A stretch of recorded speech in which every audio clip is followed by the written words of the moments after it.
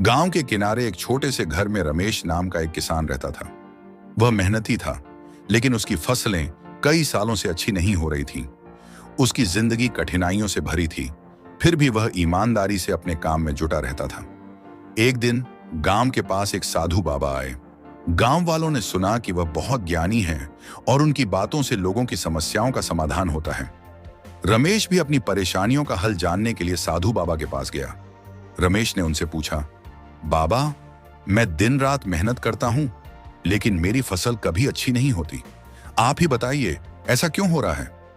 साधु बाबा ने ध्यान से उसकी बात सुनी और बोले, तुम्हें मेहनत का फल जरूर मिलेगा, लेकिन उसके लिए धैर्य और सही कर्मों की आवश्यकता है। क्या तुम अपने आसपास के लोगों की मदद करते हो? रमेश ने सिर झुका लिया और बोला, बाबा, मैं इतना व्यस्त रहता हूं कि दूसरों की मदद करने का समय नहीं मिलता। साधु बाबा मुस्कुराए और बोले, जो दूसरों के लिए अच्छा करता है उसके साथ भी अच्छा होता है। तुम अपने कर्मों पर ध्यान दो। अगर तुम दूसरों की मदद करोगे तो तुम्हारी समस्याएं भी हल हो जाएंगी।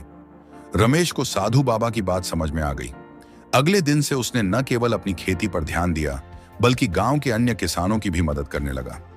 वह बीमारों का हालचाल पूछता, जरूरतमंदों को अनाज देता और गांव के बच्चों को पढ़ाने लगा।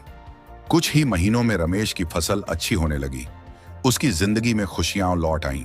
गांव वाले भी अब उसे बहुत सम्मान देते थे।